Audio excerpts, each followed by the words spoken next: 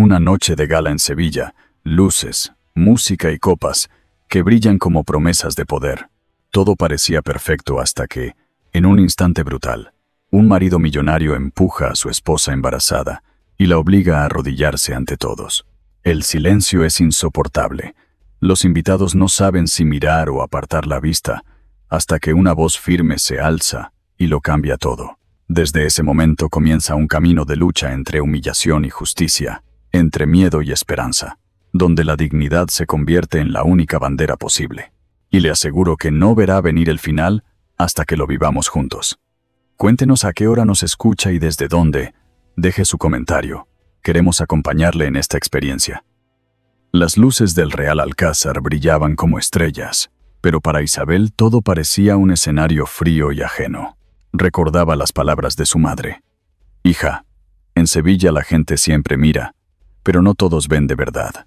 Esa frase se repetía en su mente mientras caminaba despacio sobre los mosaicos pulidos del palacio, rodeada de espejos, candelabros y conversaciones en voz baja que parecían no incluirla. El eco de los tacones resonaba como un recordatorio de que no pertenecía a ese mundo, aunque intentara fingir lo contrario. Isabel había aceptado asistir a la gala por insistencia de su marido Javier, un empresario con fama de saber moverse entre políticos y banqueros. Para él, cada evento era una vitrina donde mostrar poder, contactos y riqueza. Para ella, solo era un paso más dentro de un círculo que la hacía sentir cada vez más invisible. Con 7 meses de embarazo y un vestido azul marino prestado por una amiga, intentaba sostener la compostura, aunque el cansancio la venciera. Su meta aquella noche era clara: sobrevivir a la velada sin convertirse en el centro de atención, cuidar de su hijo por nacer y volver a casa sin escándalos. El aire de Sevilla en primavera tenía un perfume inconfundible a azahar. La ciudad vivía su feria de abril, con calles adornadas de farolillos de colores y música de sevillanas en cada esquina. Desde los balcones del Alcázar se alcanzaban a escuchar las risas lejanas, el sonido de las casetas y el trote de caballos engalanados que recorrían la feria. En contraste, dentro del salón reinaba una solemnidad majestuosa. Mantones bordados, abanicos de encaje, trajes oscuros impecables y joyas brillantes conformaban un escenario en el que Isabel parecía un punto borroso. Javier Torres, de 36 años, caminaba con la frente alta, seguro de su prestigio. Saludaba a ministros y directores de banco con un apretón de manos firme. A su lado no estaba Isabel, sino Claudia Romero, una joven de 26 años de cabello oscuro y sonrisa altiva, que se agarraba de su brazo con desenvoltura. Isabel los observó desde lejos, intentando disimular el temblor en sus manos.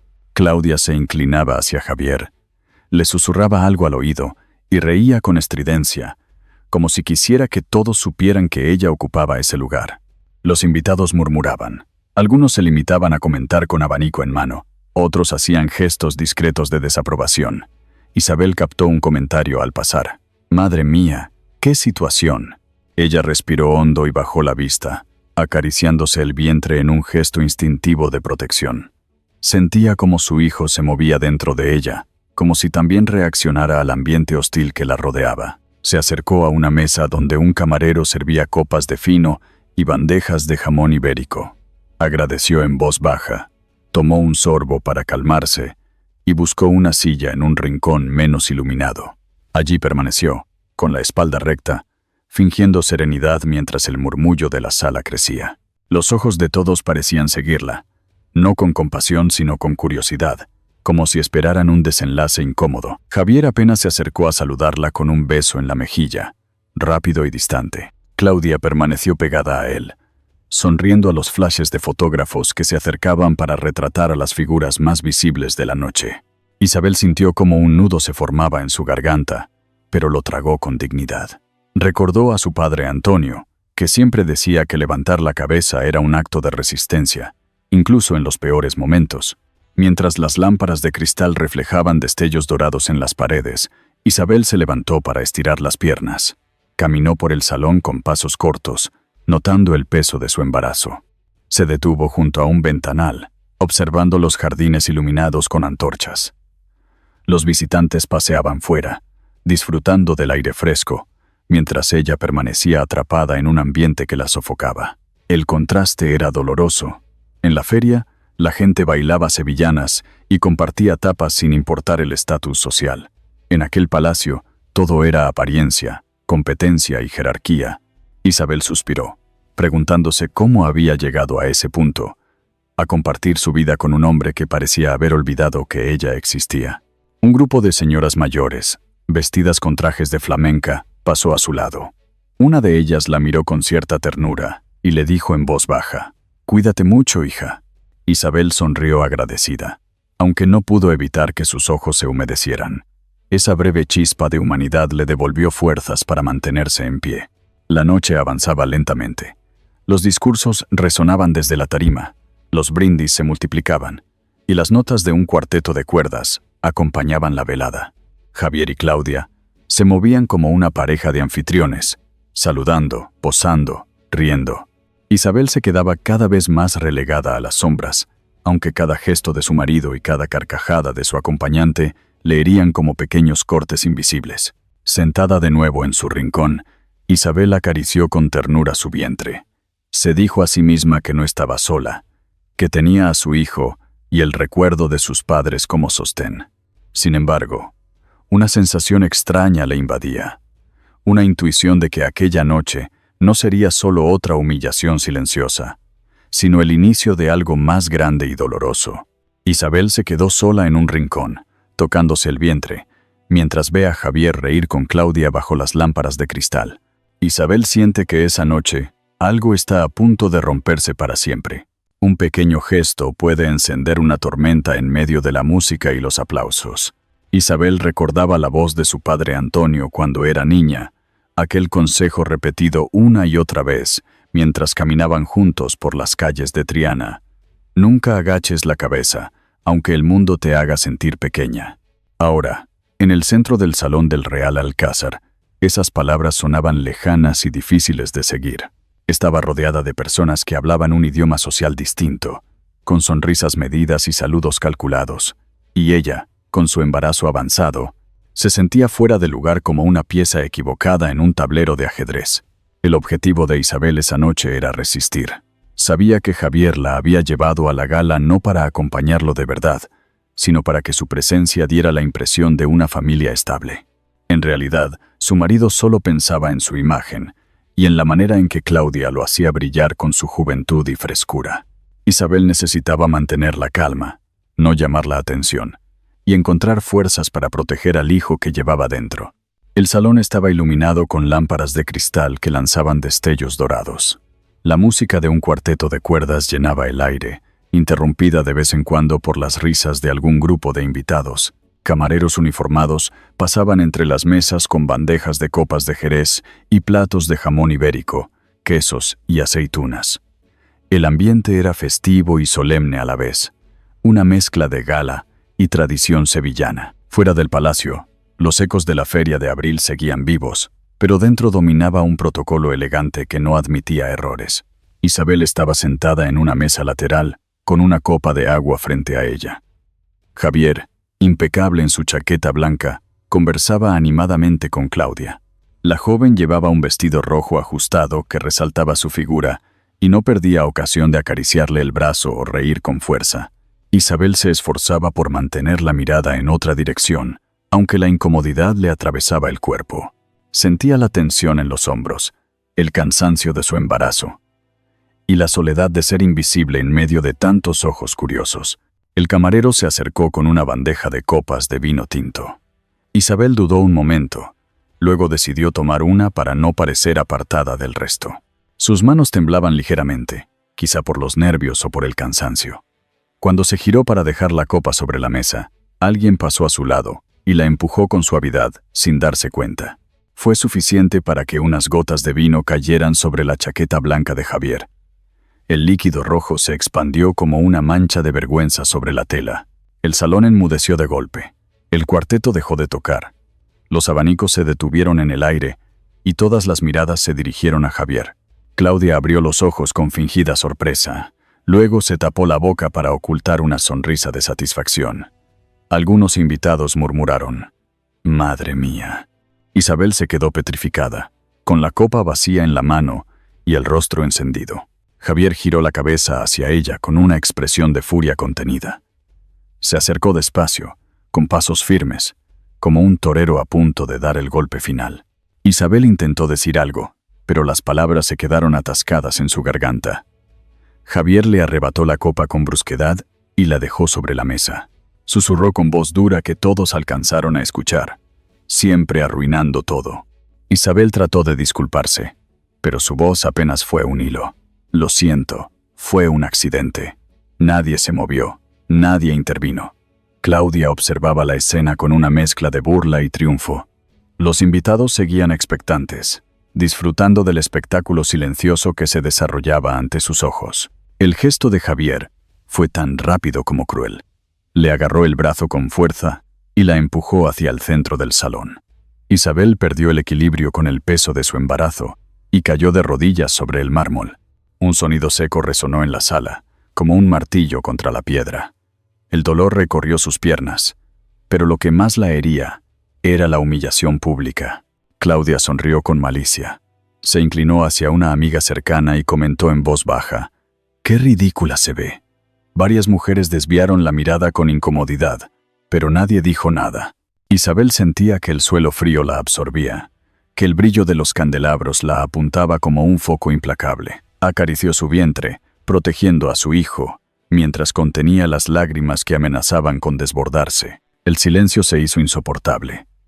La música había cesado, los camareros se quedaron inmóviles con las bandejas en las manos, y los invitados no sabían si mirar o fingir distracción. Isabel sintió que el aire se le escapaba de los pulmones.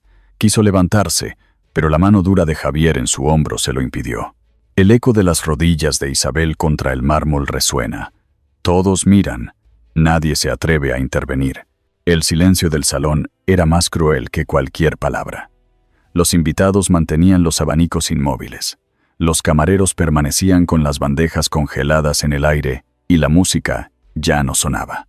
Isabel seguía de rodillas en el centro del mármol frío, con el vestido azul marino pegado a su vientre de 7 meses, respirando entrecortado mientras trataba de contener las lágrimas.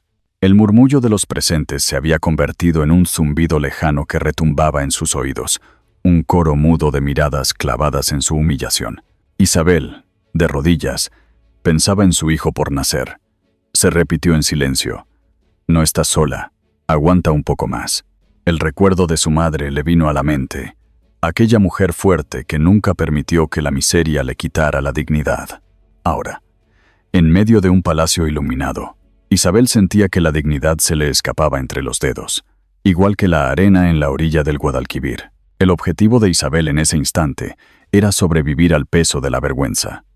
Sabía que Javier no estaba dispuesto a perdonarla y que Claudia disfrutaba cada segundo de su caída. Lo único que le importaba era proteger a su hijo, resistir el dolor en las rodillas y el miedo que la estrangulaba. El silencio colectivo era una condena sin juez ni sentencia, pero más dura que cualquier palabra. El Real Alcázar seguía deslumbrante, con sus techos altos y arcos dorados. El perfume de los naranjos del patio se mezclaba con el olor metálico de los candelabros encendidos. Afuera, Sevilla celebraba la feria con música y casetas llenas de alegría. Pero dentro, la escena era otra, un espectáculo de poder y humillación, donde la risa de unos pocos bastaba para aplastar el alma de una mujer. Los personajes estaban claramente definidos en aquel escenario. Isabel era la figura central de la humillación, temblando, con las manos en el vientre. Javier, altivo, de pie frente a ella, irradiaba soberbia. Claudia, de vestido rojo, se mantenía a su lado con una sonrisa de suficiencia, susurrando comentarios a los invitados cercanos. Y el resto, un público dividido entre la incomodidad y la cobardía, incapaz de intervenir. Javier la miraba con una mezcla de furia y desprecio. Se inclinó hacia ella y ordenó con voz firme: «Quédate de rodillas, que todos vean lo que pasa cuando me avergüenzas». Isabel apretó los labios, sin atreverse a responder. Claudia se inclinó hacia otra mujer elegante y dijo en un murmullo que no era tan bajo como pretendía: «Nunca debió venir. Ahora tiene lo que merece». La invitada no contestó, pero bajó los ojos, como si no quisiera ver.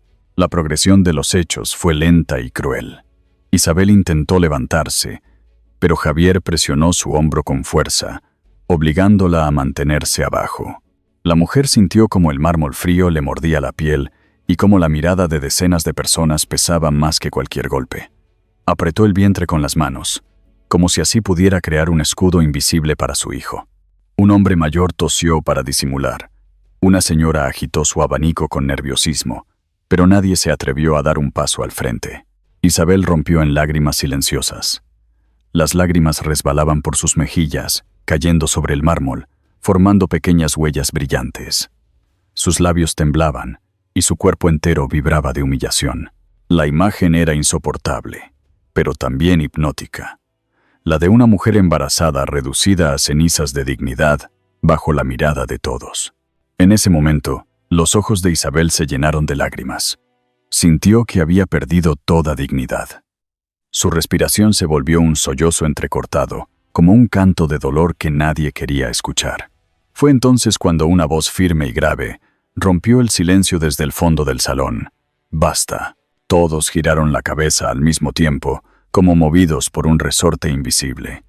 La multitud se abrió poco a poco, y entre los invitados apareció una figura imponente. Alejandro Velasco avanzó con pasos decididos, vestido con un traje sobrio, el rostro serio y los ojos fijos en Javier. Su sola presencia cambió la atmósfera, como si el aire pesado del salón se aligerara de golpe. El murmullo de la gente estalló en un susurro nervioso. Nadie esperaba que alguien interviniera. Algunos cuchicheaban entre sí, otros parecían aliviados, y unos cuantos sonreían con ironía, como si hubieran estado aguardando aquel desenlace. Isabel, todavía en el suelo, levantó la vista y encontró en la figura de Alejandro una chispa de esperanza que creía perdida. Todos giran la cabeza. Alejandro Velasco da un paso al frente. Una voz grave y serena cortó el aire como un cuchillo. El eco de esa palabra simple, «basta», todavía vibraba en los muros del salón. Los invitados, que hasta entonces se habían limitado a observar en silencio, contuvieron la respiración. Isabel seguía en el suelo, con las rodillas clavadas en el mármol y las manos aferradas a su vientre. Levantó lentamente la cabeza, sus ojos rojos por el llanto, y vio avanzar a un hombre alto, de traje oscuro, que parecía traer consigo un cambio en la atmósfera. Isabel, aún en el suelo, alzó la mirada con esperanza y miedo. No lo conocía más que de nombre, aunque lo había visto alguna vez en los periódicos financieros. Alejandro Velasco, empresario poderoso, hombre de contactos internacionales, alguien que se movía con discreción pero con un peso indiscutible en la sociedad. Ahora estaba allí, en el corazón del Real Alcázar, interrumpiendo una escena que parecía condenada a terminar en silencio vergonzoso. El propósito de aquel momento era claro. Alejandro no solo rompía el silencio, también plantaba cara a Javier en un terreno donde nadie se atrevía a cuestionarlo. Isabel comprendió que su humillación no iba a quedar como un espectáculo más, que por primera vez había alguien dispuesto a intervenir. El salón del Real Alcázar seguía iluminado con las lámparas de cristal que colgaban como soles pequeños sobre las cabezas de los invitados. Los tapices antiguos, los suelos de mosaico y los ventanales altos formaban un escenario solemne.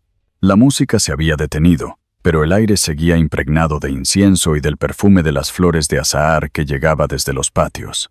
El contraste entre la belleza del lugar y la crudeza de lo que sucedía en el centro de la sala era brutal. Alejandro avanzó con paso firme.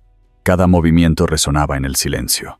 Su mirada no se apartaba de Javier, que lo observaba con incredulidad y rabia contenida. Isabel se mantenía quieta, temblando, con lágrimas en las mejillas, incapaz de comprender qué iba a suceder. Claudia, nerviosa, se agarró más fuerte del brazo de Javier, intentando disimular su incomodidad. Los invitados miraban en silencio, algunos con alivio, otros con miedo a las consecuencias. La tensión creció en 3 escenas sucesivas. Primero, Alejandro se inclinó ligeramente hacia Isabel, ofreciéndole la mano para ayudarla a levantarse. Su gesto fue calmado, sin brusquedad, como un reconocimiento de su dignidad perdida. Isabel dudó un instante, pero aceptó. Cuando se puso en pie, el murmullo se intensificó, como si el público se hubiera liberado de una carga. Después, Javier dio un paso adelante con el rostro endurecido. Se detuvo frente a Alejandro y lanzó la pregunta con tono burlón. ¿Vienes a unirte al espectáculo?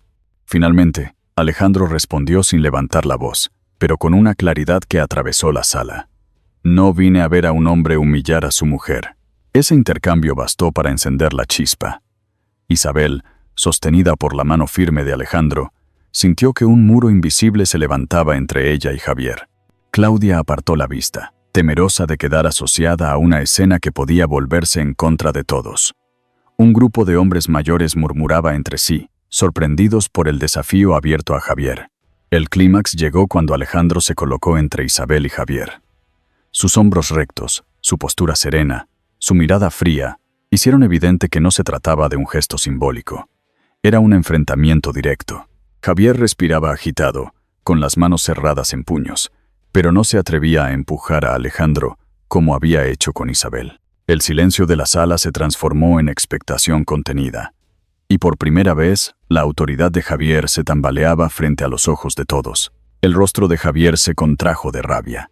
Sus labios apenas se movieron mientras decía en voz baja pero audible: «Esto no ha terminado». En ese instante, Isabel sintió que el aire volvía a entrar en sus pulmones. Alejandro no apartaba la mirada de Javier, y la multitud observaba el duelo como si fuera parte de una obra inesperada. Los candelabros brillaban con más intensidad, las copas en las mesas vibraban de tanto silencio, y la sensación general era de que algo acababa de cambiar en la historia que todos presenciaban. El rostro de Javier se contrae de rabia. Murmura: «Esto no ha terminado». No era un desconocido. Alejandro traía consigo una verdad enterrada en el tiempo.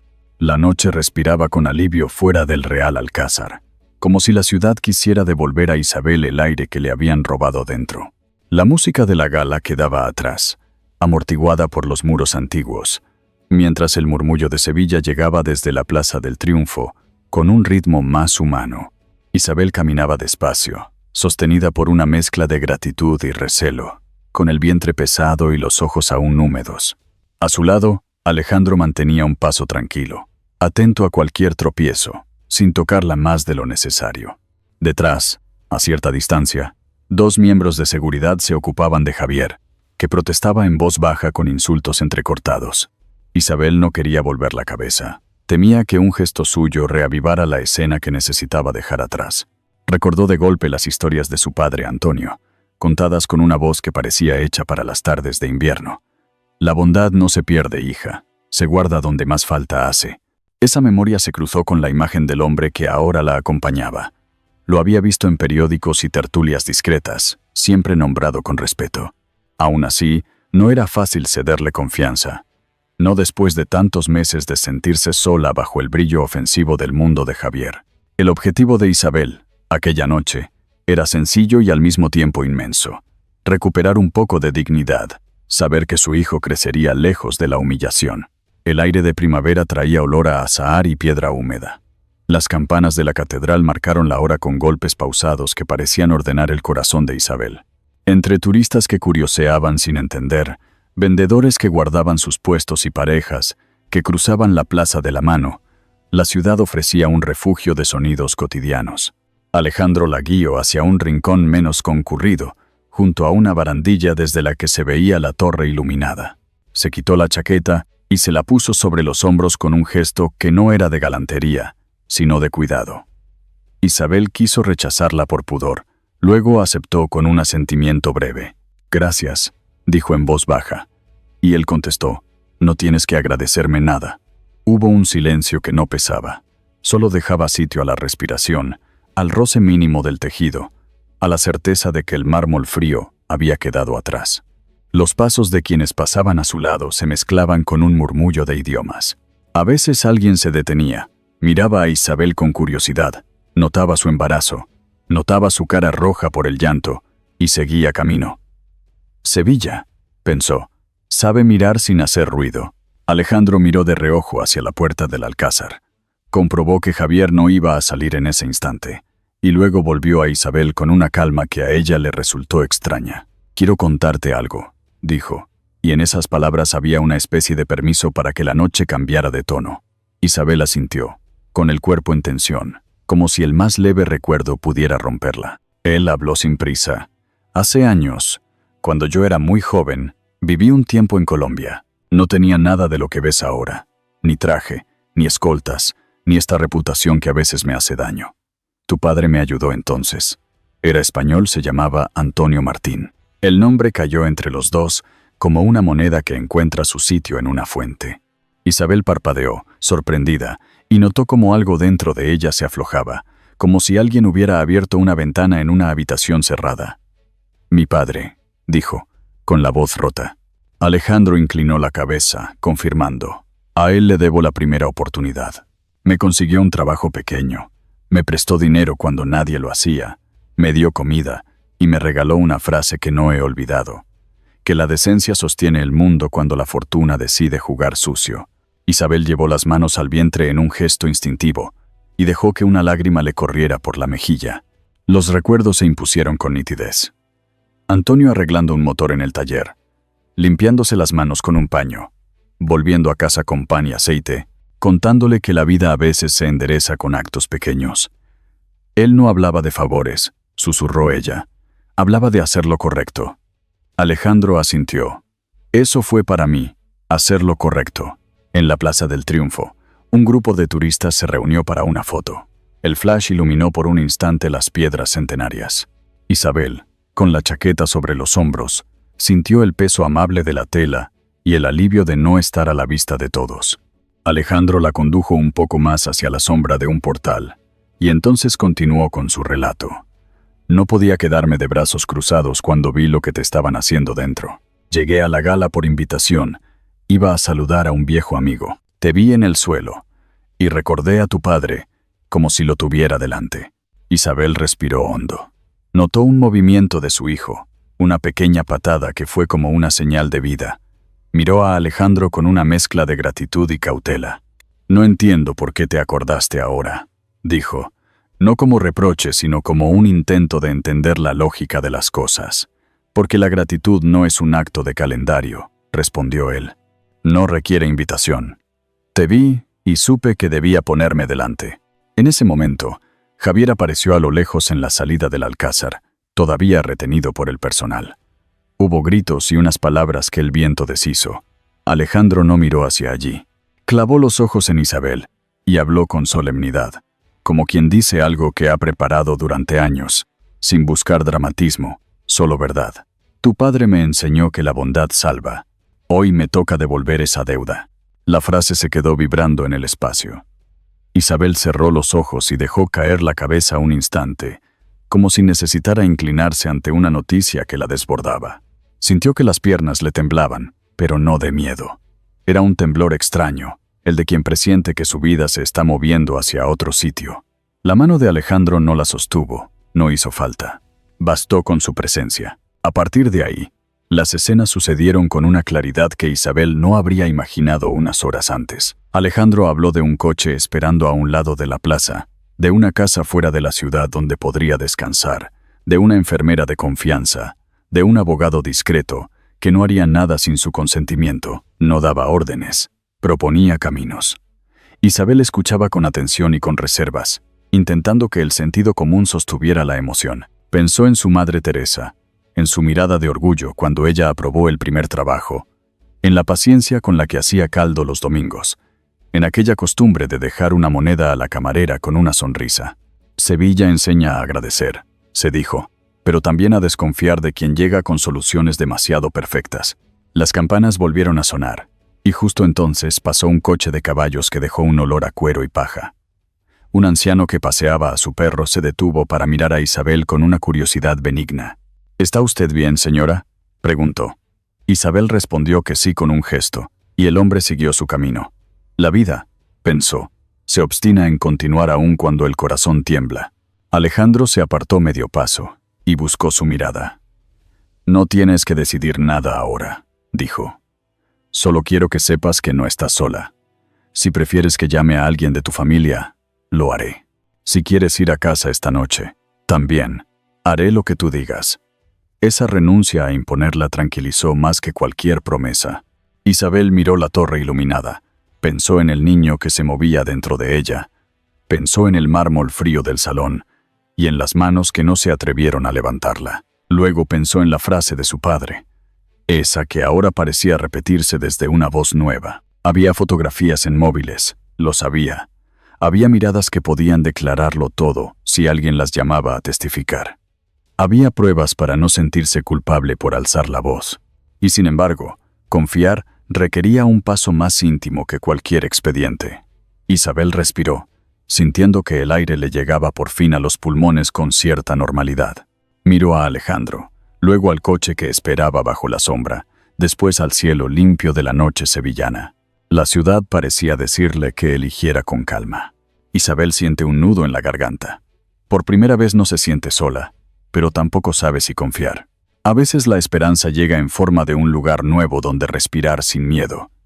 Esa fue la primera sensación que Isabel tuvo cuando el coche se detuvo frente a la casa de campo, una construcción de paredes encaladas, rodeada de bugambillas en flor y con el aire limpio del campo sevillano acariciando la piel. El silencio del lugar contrastaba con el bullicio de la ciudad y con el eco de la humillación reciente en el Alcázar. Por primera vez en mucho tiempo, Isabel sintió que podía bajar del coche sin miedo a ser observada o juzgada. Isabel acariciaba su vientre mientras recordaba la advertencia de Javier, susurrada con rabia horas antes. «Eres mía, nadie te protegerá». Aquellas palabras seguían resonando en su cabeza, pero se debilitaban en medio del canto de los pájaros nocturnos y del olor a naranjos. Miró la casa con desconfianza y esperanza a la vez. Alejandro abrió la puerta con calma, sin gestos teatrales, como quien cumple un deber silencioso. Ella entendió que aquel hombre no buscaba dominarla, sino ofrecerle un refugio. Su meta era simple pero enorme: descansar, proteger a su hijo y recuperar fuerzas para decidir el camino siguiente. La casa estaba situada a las afueras de Sevilla, junto a un camino flanqueado por olivos. Era primavera avanzada, el aire se mantenía templado y una brisa constante traía el perfume de azahar. En el patio central, una fuente dejaba caer un hilo de agua que llenaba de paz el ambiente.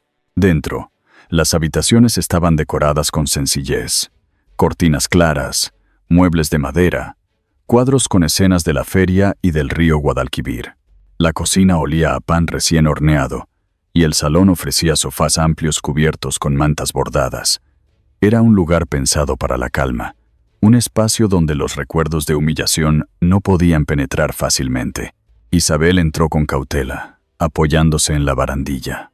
Alejandro la acompañaba con pasos discretos, mientras una mujer mayor, de cabello recogido y delantal limpio, salía a recibirlos con una sonrisa amable. «Bienvenida, señora», dijo. «Me llamo Carmen. Estoy aquí para ayudarle en lo que necesite». A su lado apareció una enfermera de mediana edad con un maletín pequeño. «Soy Laura. Estaré pendiente de su salud y de la del bebé», explicó con voz tranquila. Isabel respiró más hondo. Por primera vez en semanas, sentía que alguien se preocupaba de verdad por su bienestar. La progresión de aquella primera noche fue un bálsamo. Laura le tomó la tensión y el pulso, revisó su estado con delicadeza, le dio una infusión de manzanilla y le recomendó reposo. Carmen trajo un plato sencillo de sopa caliente y un trozo de pan que Isabel recibió con lágrimas en los ojos. Alejandro se mantuvo en segundo plano, hablando por teléfono en el patio, organizando detalles que ella no alcanzaba a escuchar. Todo parecía dispuesto para que Isabel pudiera recuperar algo de energía. Cuando subió a la habitación preparada para ella, encontró la cama hecha con sábanas limpias, una cuna junto a la ventana y un pequeño ramo de flores frescas en la mesilla. El clímax emocional llegó cuando Isabel se recostó por primera vez en aquella cama silenciosa. Se cubrió con la manta y, en la intimidad de la noche, dejó escapar el llanto contenido. No era el llanto de la humillación, sino de alivio, de la posibilidad de volver a sentirse persona. Lloró por lo perdido, por lo que aún la ataba al miedo, pero también por la nueva chispa de seguridad que nacía en ese refugio. Acarició su vientre con ternura y susurró: «Hijo mío, aquí estaremos bien, aquí nadie nos hará daño». Al día siguiente, la vida en la casa fluyó con serenidad. Carmen preparó un desayuno con pan tostado, aceite de oliva y café con leche que Isabel saboreó en el jardín. Sentada bajo la sombra de los naranjos, escuchó el canto de los pájaros y sintió que la calma podía ser real. Laura, la enfermera, revisó sus constantes y sonrió satisfecha. Isabel pensó que quizás podía reconstruir su fuerza en aquel lugar, como una planta que se endereza después de la tormenta. Paseó lentamente por el patio, tocó las flores de bugambilla y dejó que el sol tibio acariciara su rostro. Fue un respiro que parecía anunciar un futuro más digno. Pero la calma duró poco. Esa misma noche, cuando Isabel ya se disponía a dormir, vio un sobre deslizarse por debajo de la puerta de su habitación. Se quedó helada, lo tomó con manos temblorosas y lo abrió despacio.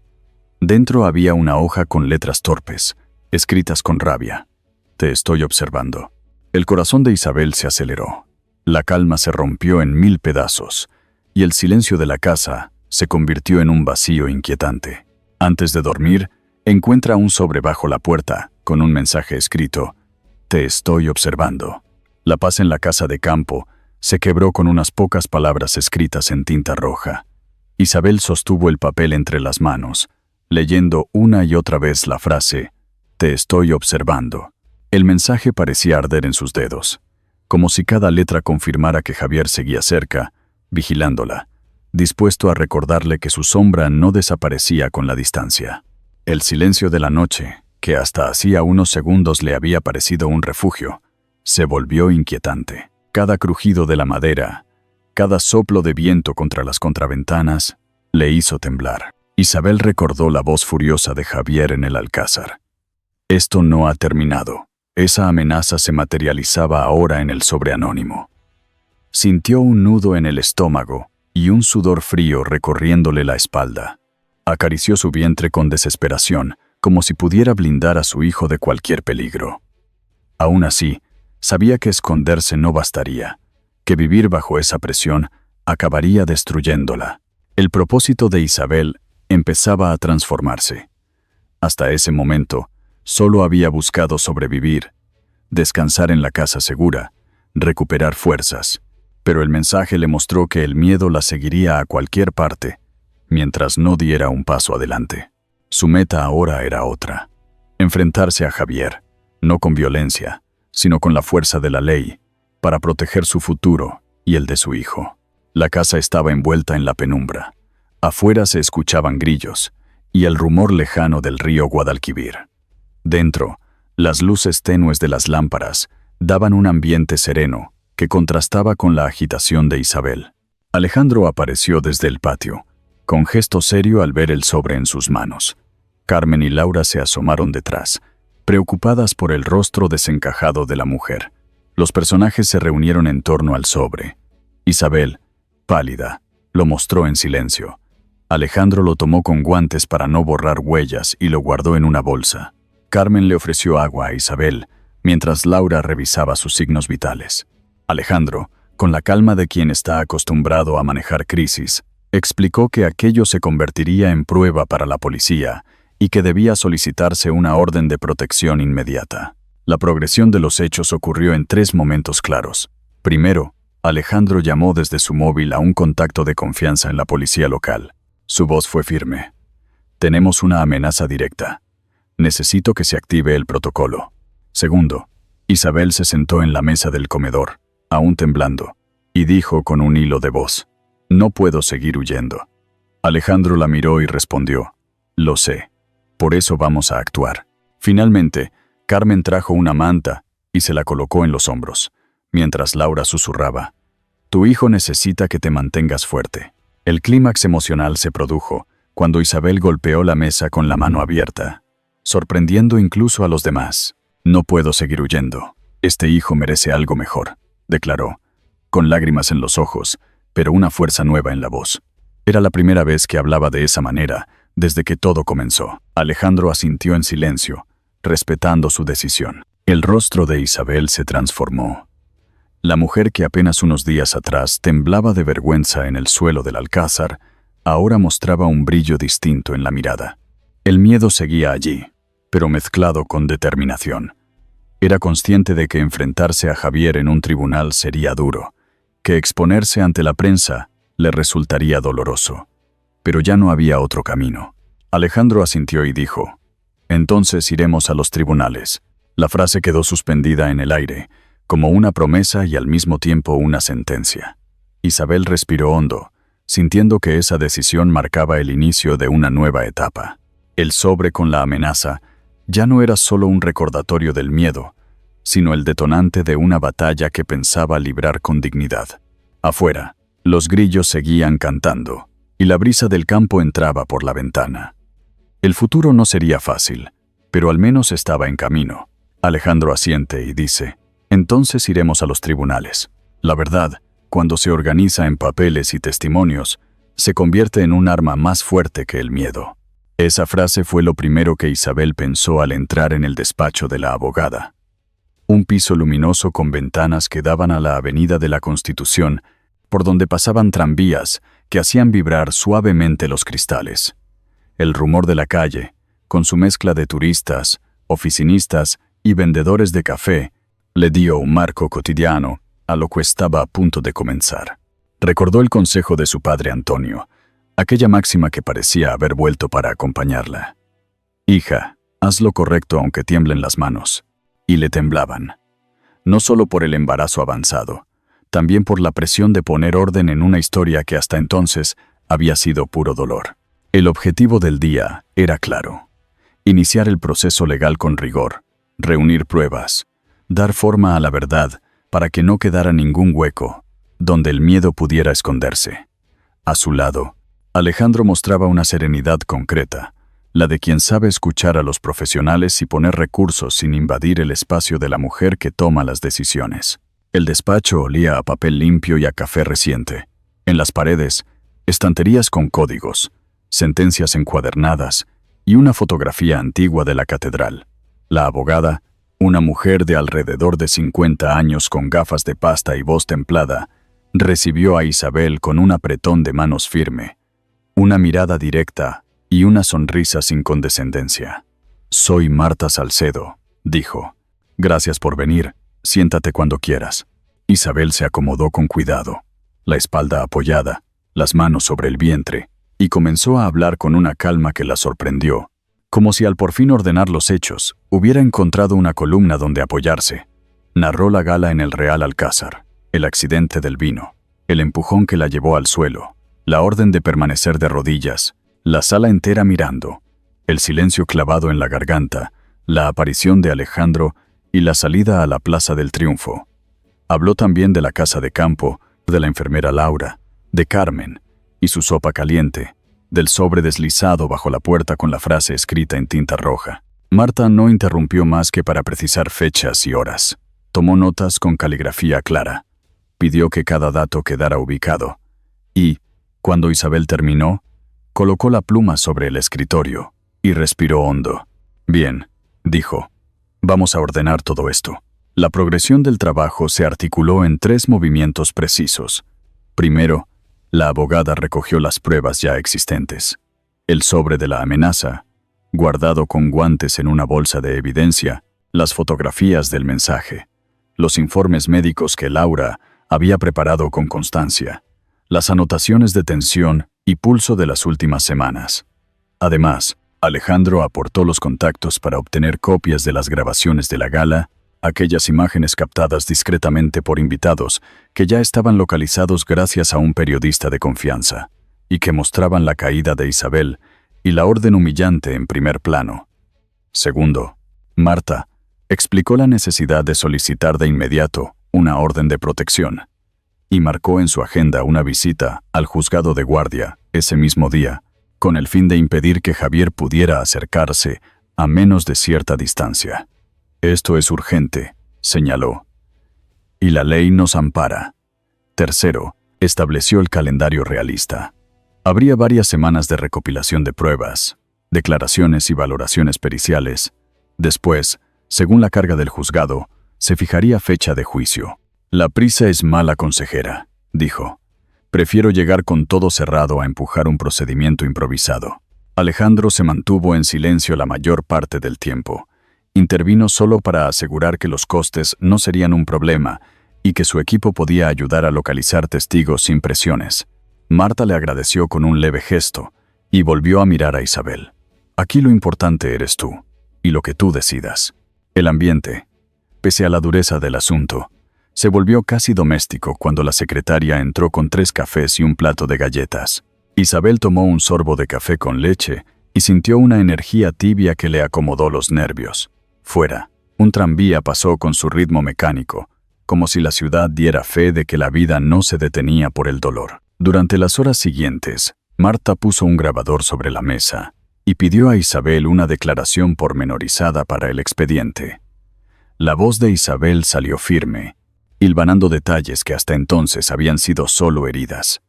Cada palabra tenía una dirección, cada pausa servía para respirar y no para dudar. Cuando la emoción asomó en su garganta, miró a Alejandro y encontró una mirada que no invadía, solo sostenía. Con la declaración completa, Marta pasó a la logística. «Necesito nombres y teléfonos de posibles testigos», dijo. Isabel mencionó a 2 invitadas que habían evitado mirar pero que, creía, estarían dispuestas a contar la verdad si la justicia las llamaba. Alejandro añadió los de 2 periodistas que captaron fragmentos en sus móviles, así como el de un violinista del cuarteto que interrumpió la música en el momento exacto. «Todo suma», apuntó Marta. «La concatenación de elementos es lo que hace fuerte un caso». Al mediodía, una ligera llovizna empañó los cristales del despacho. Marta aprovechó para explicar con palabras sencillas el itinerario legal: denuncia formal, medidas cautelares, instrucción y, finalmente, juicio. Recalcó que el lenguaje de los papeles no sustituía la verdad vivida, sino que la traducía a una forma que la ley pudiera proteger. «No estás sola», repitió. «Estás acompañada por un sistema, por pruebas, por testigos». Isabel sintió que la frase de su padre volvía a su lugar. Hacer lo correcto incluso con las manos temblorosas. Cuando Marta le presentó el documento de denuncia para su lectura, Isabel repasó cada línea. Reconoció su historia sin adornos y asentó con un suspiro. «Si hay algo que añadir, lo hacemos», ofreció la abogada, y entonces Isabel pidió incluir una referencia a la sensación de ser observada en eventos previos, una pauta de control que ponía contexto a lo ocurrido en la gala. Marta añadió el párrafo, fechó, rubricó, y por fin deslizó el bolígrafo hacia Isabel. El clímax del día llegó sin ruido grandilocuente, con un gesto sencillo que sin embargo lo cambiaba todo. Isabel firmó la denuncia. La tinta se secó rápido, como si las palabras hubieran estado esperando ese trazo desde hacía meses. En el mismo acto, Marta activó el protocolo para la orden de protección y solicitó copia certificada de las grabaciones, poniendo cuidado en la cadena de custodia. «Quiero todo documentado», dijo. «Cada archivo fechado y sellado». Pasaron semanas de idas y venidas, de citas con peritos, de llamadas a testigos, de correos cruzados con el juzgado.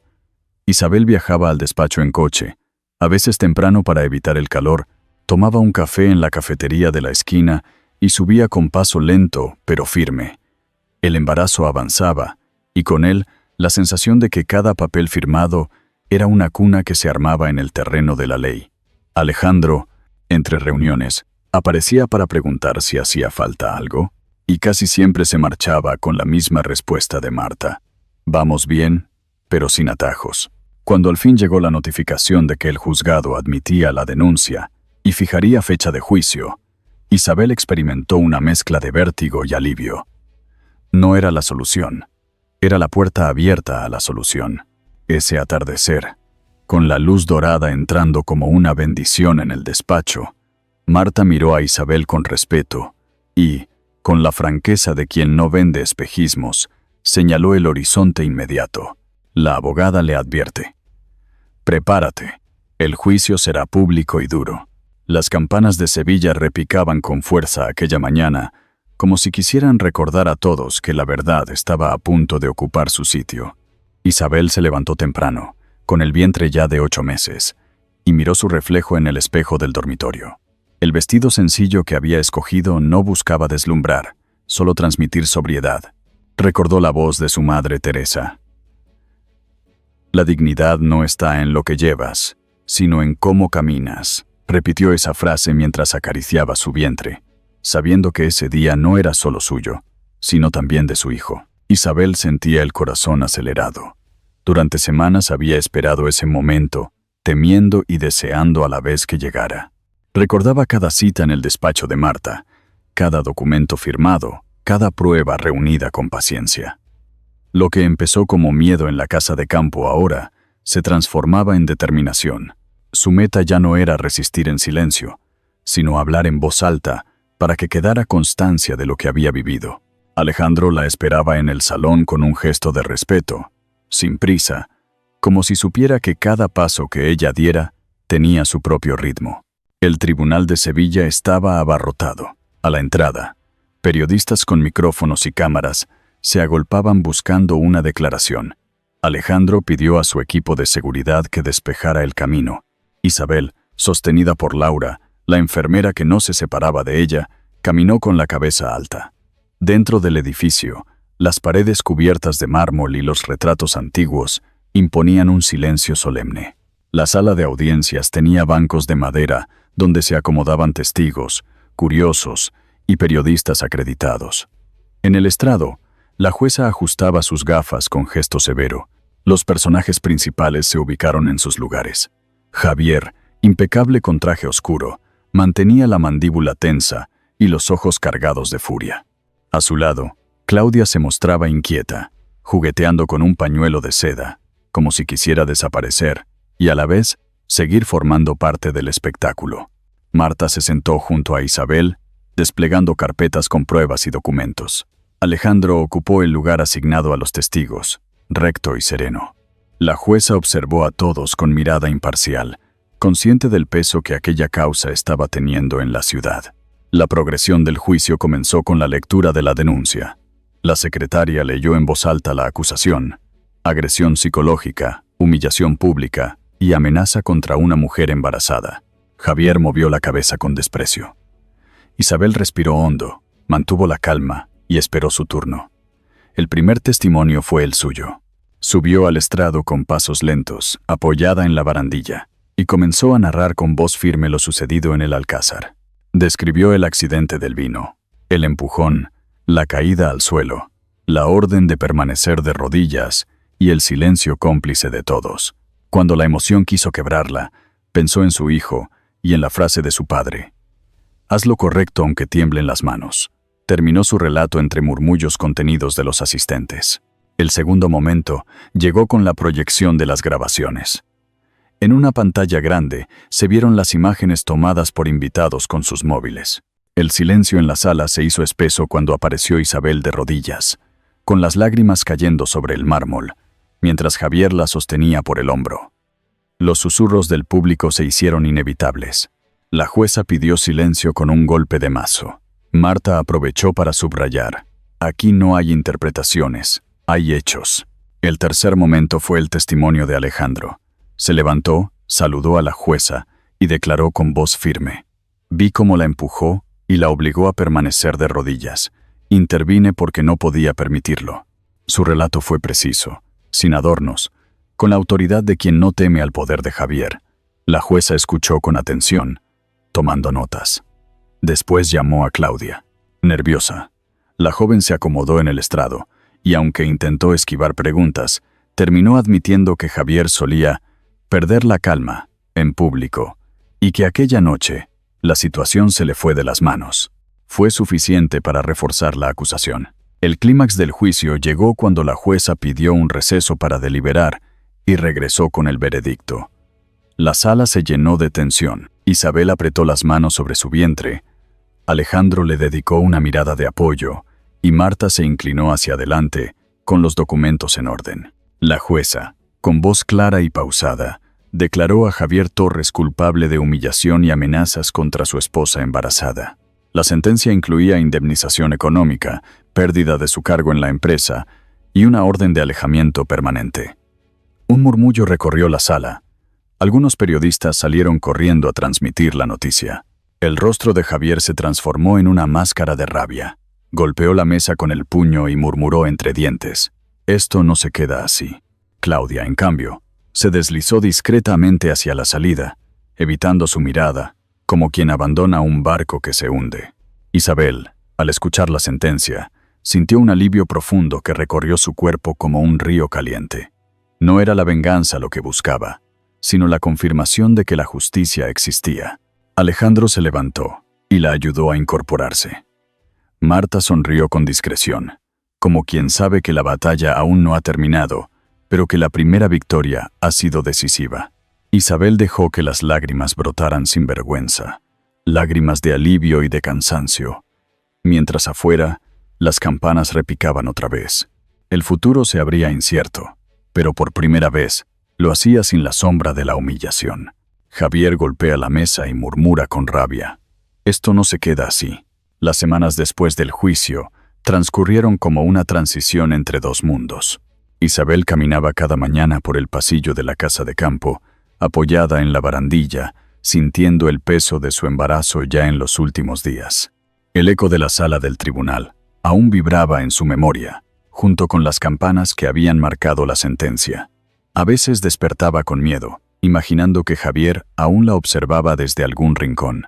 Pero entonces escuchaba la voz de Carmen trayendo un café con leche, o la de Laura preguntando por su tensión, y volvía a creer en la posibilidad de vivir sin cadenas. El recuerdo de la humillación en el Alcázar se había convertido en un fantasma lejano, aunque todavía dolía.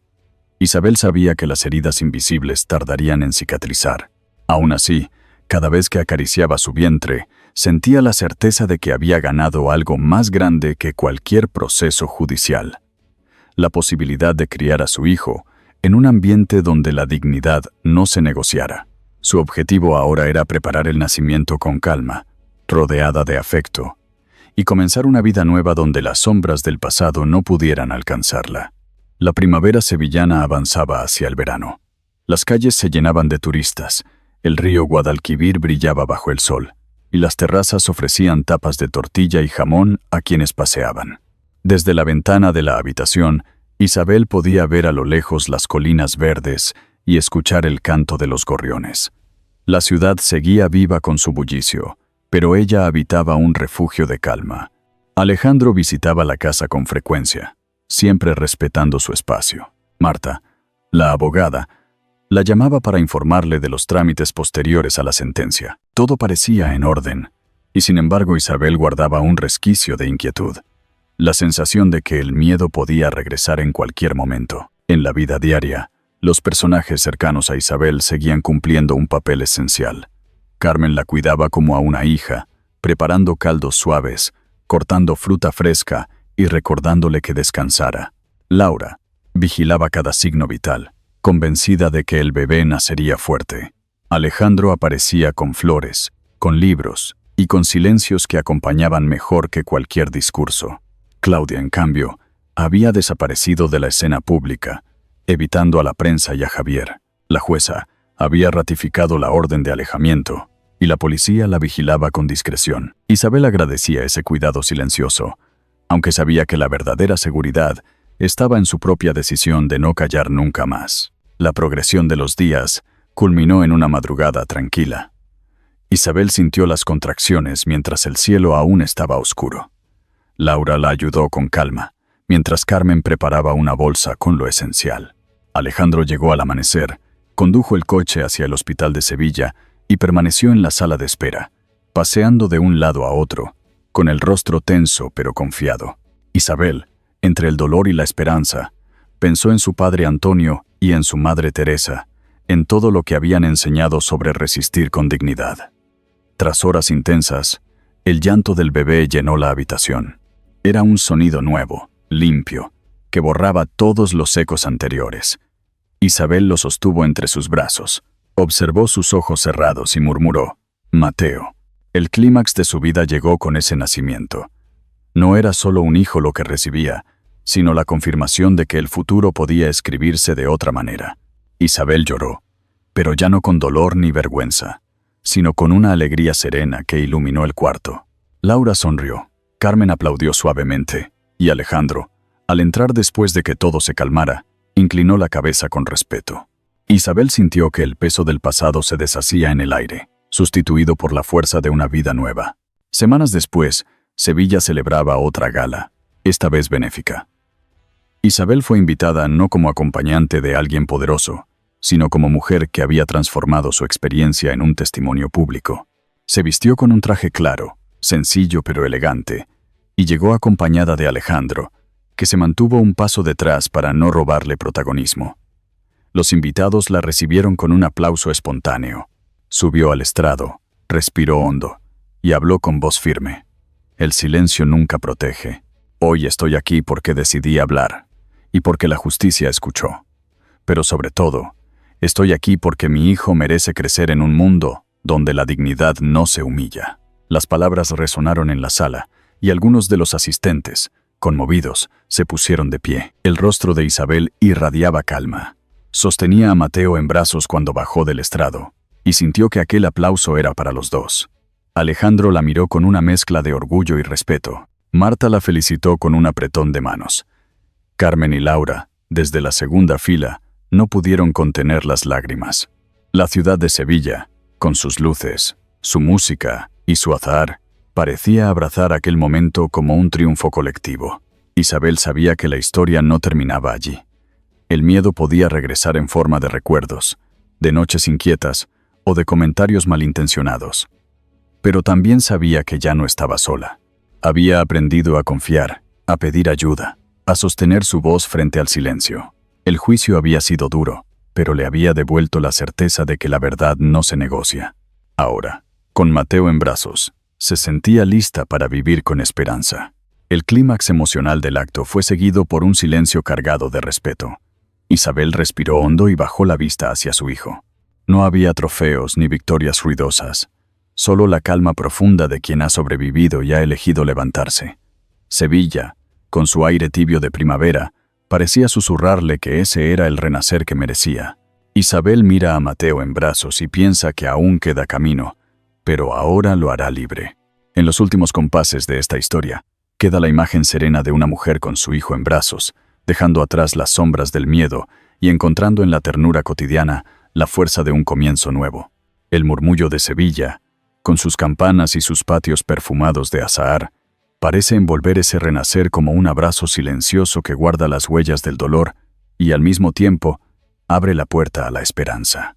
La vida, como un río que fluye obstinadamente, continúa su curso incluso después de las tormentas más oscuras, y nos recuerda que la dignidad se sostiene con actos pequeños y valientes. La enseñanza que nos deja este recorrido es clara. El amor, la capacidad de perdonar y de reconstruir un hogar, son las raíces que sostienen a las familias y a las comunidades enteras. No se trata de negar las heridas, sino de transformarlas en pilares sobre los que crecer con más firmeza. Igual que una lámpara encendida en la ventana guía a quienes regresan tarde a casa, un gesto de bondad sincera puede alumbrar los pasillos más sombríos de la vida. Quizás este sea un buen momento para detenerse y mirar alrededor, para valorar las manos que nos acompañan en silencio, los gestos pequeños que tantas veces pasan desapercibidos y que, sin embargo, nos salvan del desánimo. Si esta historia ha despertado en usted recuerdos o emociones, compártalos, hable de ellos y déjelos florecer como semillas de esperanza en quienes le rodean. Porque al final, lo único que permanece es la certeza de que el amor compartido es la herencia más profunda que podemos dejar a quienes vienen detrás.